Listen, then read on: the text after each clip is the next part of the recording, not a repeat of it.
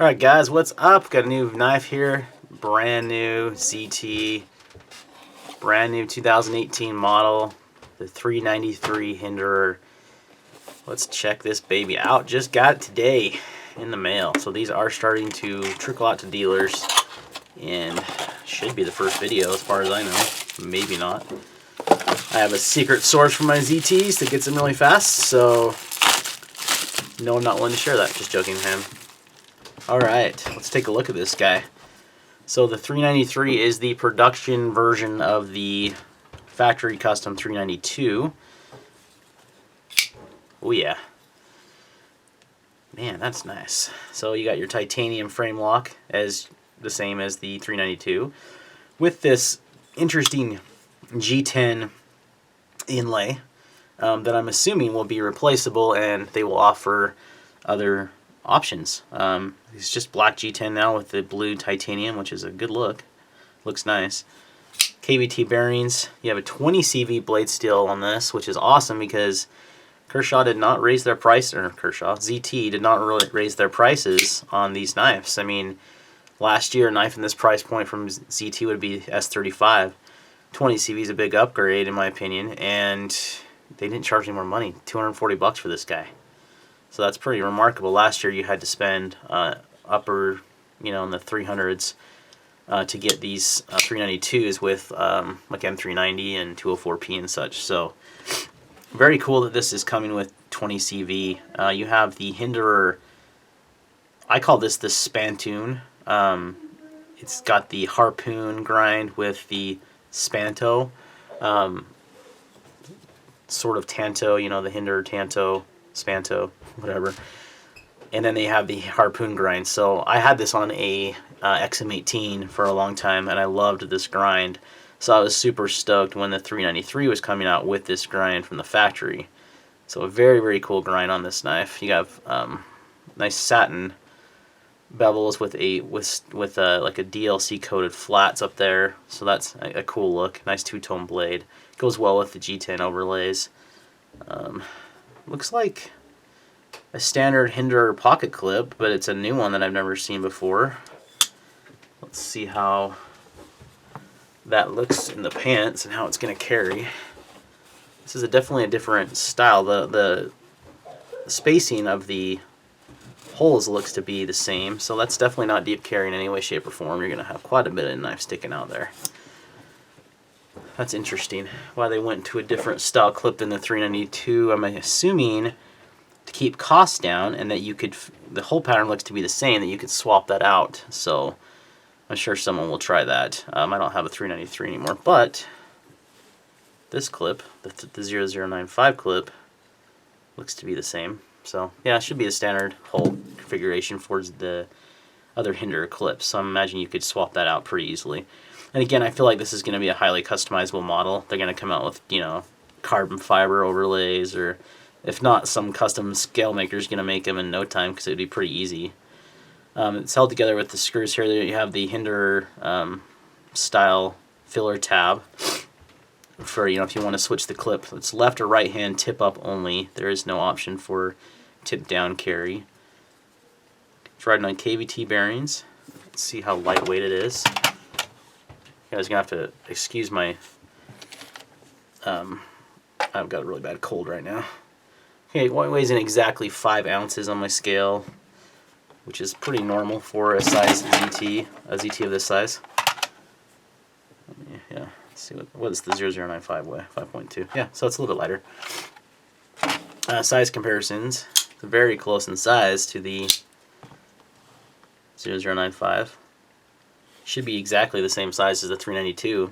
I imagine it's the same handle length and such. There's the Real Steel Magdalena in 2018, not even on camera.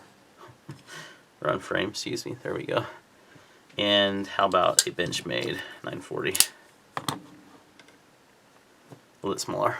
Benchmade is. So it's a medium to large size EDC knife. Yeah, I like it a lot. So this is the first ZT release of the year, and this one and the new RJ Martin, I think it's the 609, were the ones I wanted most. Serial number 40405 on this one. Yeah, nice grinds on this one. Really, really good looking grind. I love it. So I love that they're doing this because this is a very affordable Hinderer design. You know, kind of like the 562 was, where you could get that for around 240 with M390 at one point, or 204P. You know, same thing with this with 20 CV, a very, very comparable steel to M390 and 204P, almost nearly identical. Some very minor differences, but performance-wise about the same. I've had really good luck with 20 CV. It is an American steel, so yeah, I like the handle is pretty slim, but these G10 overlays give a nice grip, so when you get it in hand, it feels very good in the hand. Doesn't feel slippery. The 392 with the titanium, all titanium handle sometimes felt a little slippery to me, but I mean, it literally has the same handle design as the Eclipse, which is what the 392, or very similar anyway, design as those. You have a pretty, let's see here, looking for my calipers. They're MIA right now. Yep, they're MIA at the moment, so we'll have to worry about the handle thickness and stuff later. I'll put the stats in the description. You can look it up there. But it's thin in the handle. It's definitely less than a ½ inch thick. It's very thin feeling in the hand. Here it is next to the Megalodon. So I'd say they're very comparable. The ZT might be a little bit thinner. But those G10 overlays are nice. They give good traction and good grip on the handle. They're very comfortable in the hand. Rear grip, nice and comfortable too. No hot spots that I can feel of. Yeah. ZT with another winner on their hands, guys. This is going to be a huge seller for them, I feel, because a lot of people loved the 392 but didn't want to put out the money for one, and they were very limited runs, and then they went on the secondary market for much more than they should have. You know, that's just kind of what the market does, though, with ZTs. When you get those limited model ZTs, sometimes they get pretty crazy priced on the secondary market. So, and that's not ZT's fault. That's just the marketplace in general. But so this one will be available to the masses. It's not limited production. Yeah, I mean, I kind of wish they'd gone with carbon fiber on the overlay instead of G10. I'm sure they did this to keep costs down, which makes sense. I like the blue titanium anodizing. It's very well done. You've got just black standoffs. You know, that's matches the theme of the knife. I don't love the pocket clip design. I wish they kind of would have just stuck with the 392 pocket clip. I'm guessing this was a cost reduction to make this more available in this price range. So, but like I said, I'm 90% sure that you could swap that out with a Hinderer clip in no time, and I'll probably try it. Same with these fillers, tabs. So you have some customization options on this knife, like you do with most Hinderers. And I can see, like I said, I don't know if they're going to offer these in different inlays, but if not, I could see, you know, that being a very moddable thing that a lot of knife modders are going to do. I would love to see this in carbon fiber with the blue titanium. It looks so good. So I don't mind the G10 though. It's nice, it's functional, has good grip. So yeah, that's my first impressions, guys. I don't love the pocket clip. Other than that,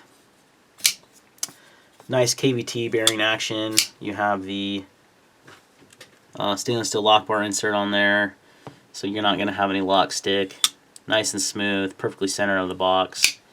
I mean, the same jimping in the same spots as the Eclipse or the 392 has.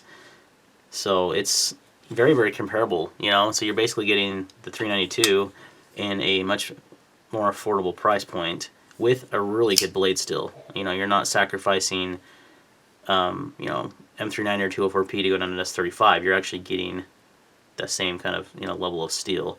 Love this harpoon grind. It's so good looking. It's very well done. And look at how the transition there from the grind here to the Spanto looks very well done. So good job, ZT. Another winner on your hands. I like the weight too. It's, I mean, right at 5 ounces, but it feels light in the hand. It doesn't feel heavy at all.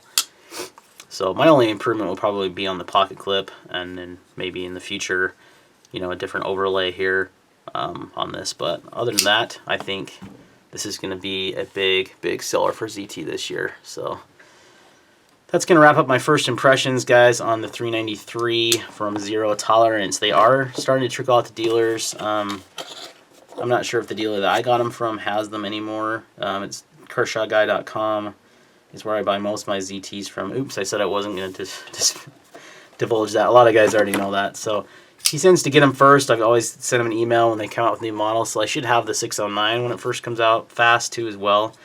But the 393 is definitely was high on my list, and I think it looks and feels incredible in hand, and I think ZT knocked it out of the park on this design. Again, I come back to the pocket clip, and that tends to be like the one thing on ZTs I don't love is their pocket clips. I don't love this clip. You know, you can switch them out for deep carries and stuff, but that's the one thing I think I'd like to see. Maybe get a blue anodized titanium hinderer clip, and that would make it that much better. I'll probably end up doing that, see if it works out, and do a video on it. Alright guys, thanks for watching, and we'll see you on the next one.